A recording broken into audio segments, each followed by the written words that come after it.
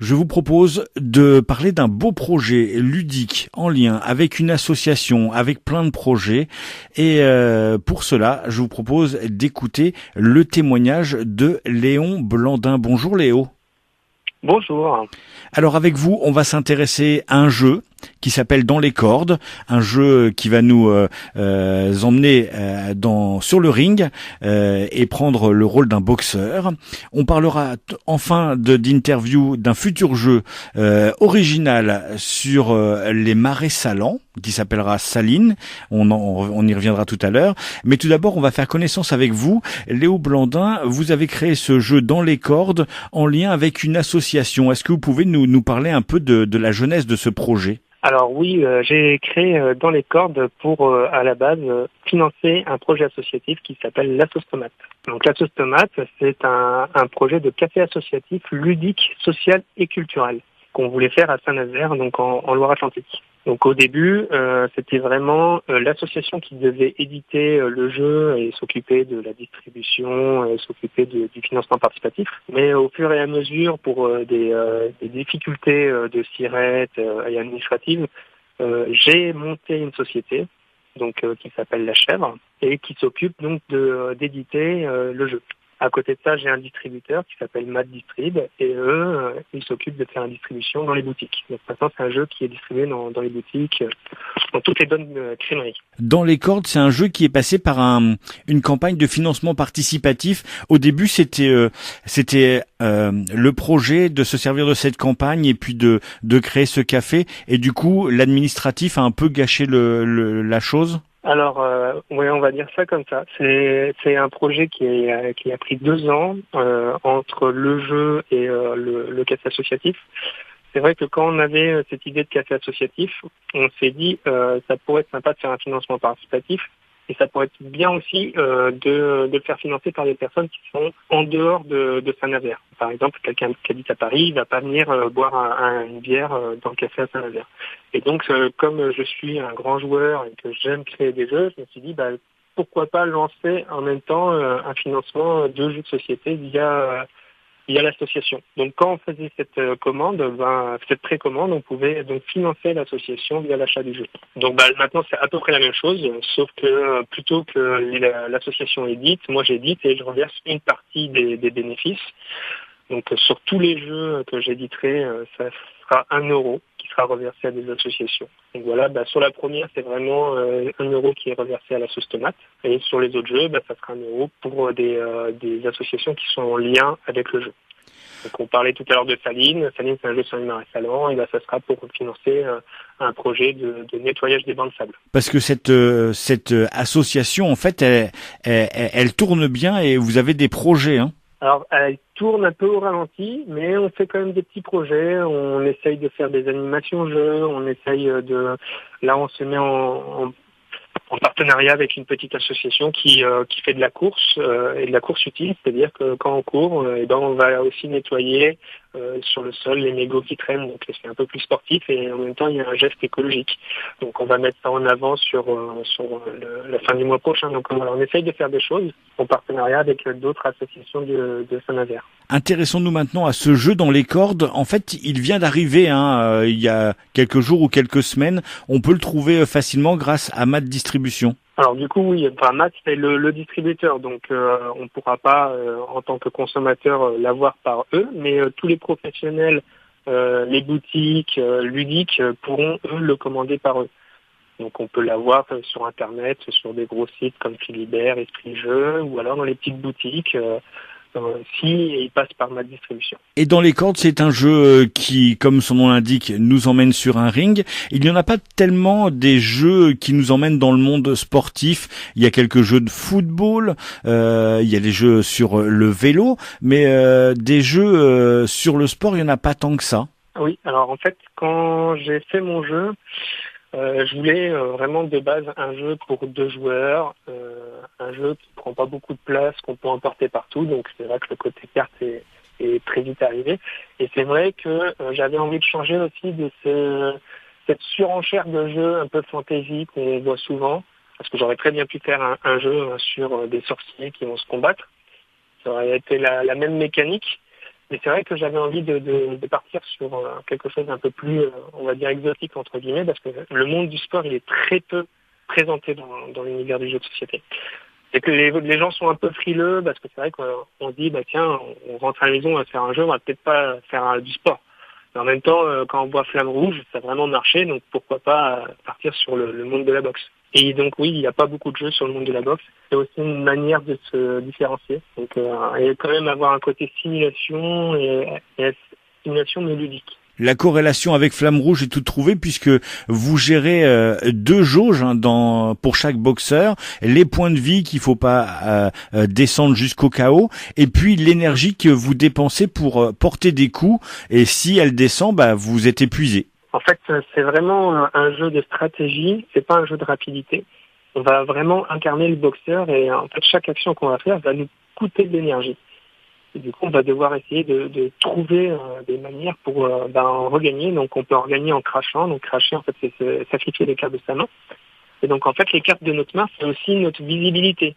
C'est ce qu'on voit en face de notre adversaire, les options qu'on peut avoir. Donc, en fait, on va être obligé de sacrifier des options pour pouvoir en jouer d'autres. Donc, il faut tout le temps être un petit peu sur un flux tendu entre soit je sacrifie trop d'attaques et du coup je serai très défensif, ou soit je sacrifie trop de défense et je serai trop offensif.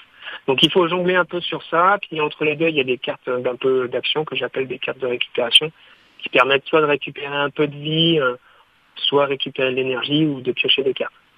Et donc c'est un tour par tour et c'est assez rapide et il y a aussi beaucoup de bluff. Donc en fonction de ce qu'on fait ou ce qu'on joue pas, ou de l'énergie qu'on laisse, on peut donner des indications qui sont vraies ou fausses à son adversaire. Du coup, ça ressemble vraiment à un combat de boxeur. Vous avez étudié la boxe, ou vous avez vraiment voulu comment vous avez fait pour que ça soit en corrélation avec le vrai sport et que on ait cette vraie sensation de combat de boxe? Alors, j'ai pas mal regardé la page Wikipédia sur la boxe anglaise, déjà pour vraiment me mettre en condition sur l'aspect technique. Et j'ai regardé des matchs. Après, je suis pas un boxeur. Personnellement, je sais qu'il y a qu'un seul vrai match et ça s'est terminé par un KO. Mais j'ai essayé aussi à des boxeurs professionnels, dont un triple champion de France de boxe anglaise.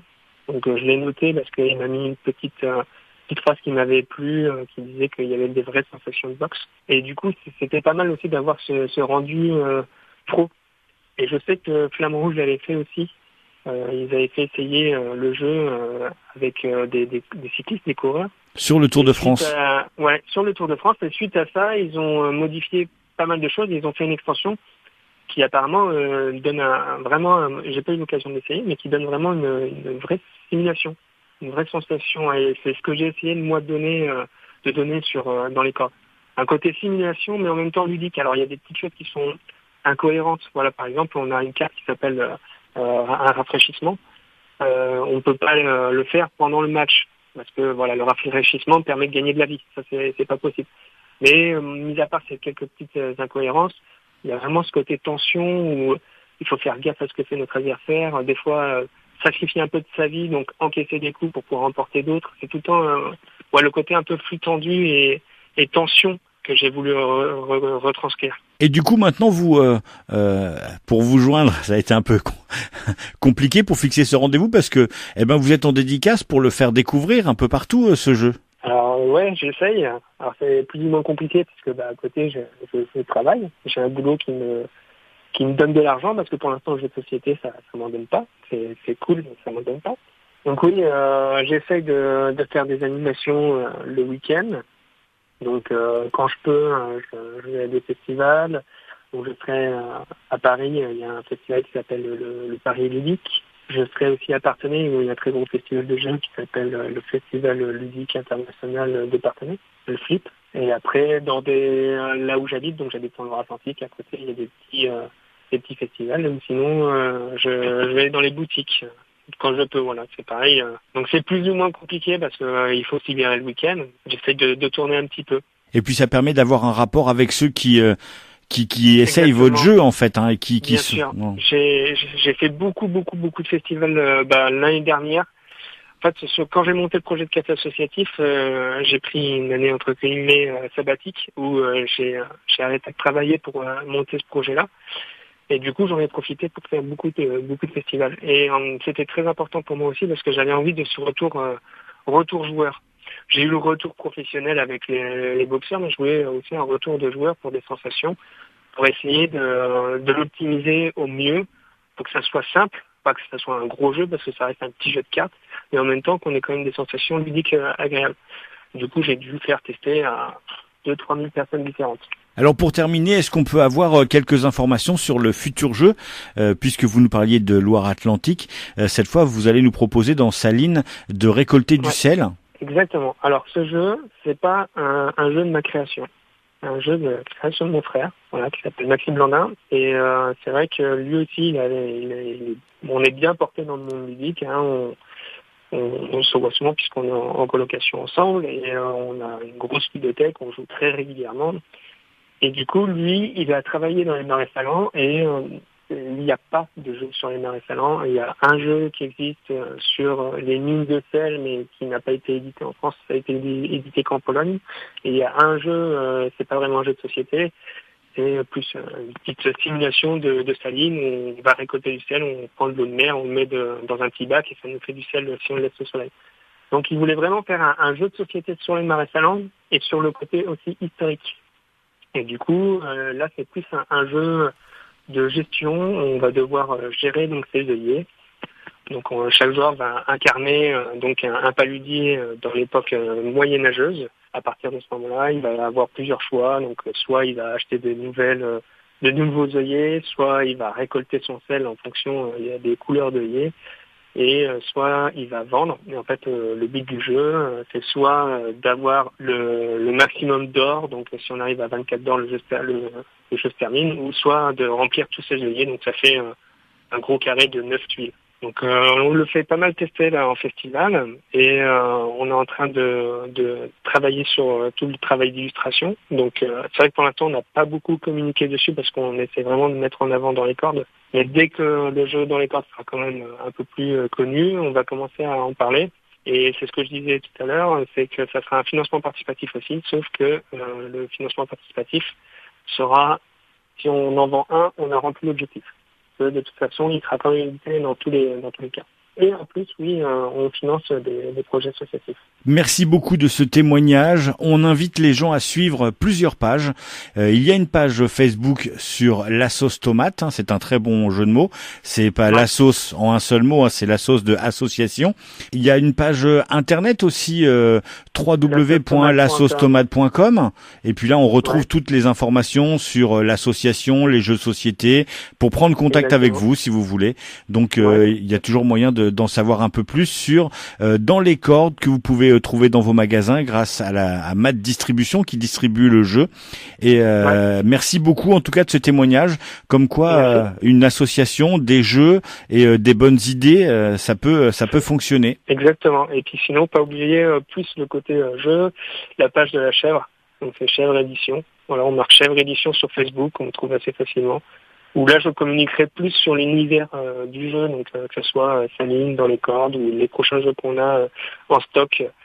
Et c'est vrai que la page de l'association, c'est plus pour les gens de Saint-Nazaire. Il y a des gens qui ont envie de nous soutenir, ils peuvent... Et puis les gens de passage en vacances. Alors, quand on aura le café ouvert, on espère, oui, les gens de passage en vacances. Mais c'est vrai que c'est plus un projet pour les gens de la ville, puisque c'est pour créer de l'animation tout le temps. Donc... c'est un peu plus facile pour les gens qui sont du coin de se dire, tiens, ce soir, il y a une soirée théâtre, ou tiens, ce soir, il y aura une vidéo qui va tourner d'un petit réalisateur, ou un concert, ou une rencontre avec des auteurs de jeux, ou des auteurs de livres, enfin voilà. Merci beaucoup Léo Blandin et très bonne continuation à vous. Merci.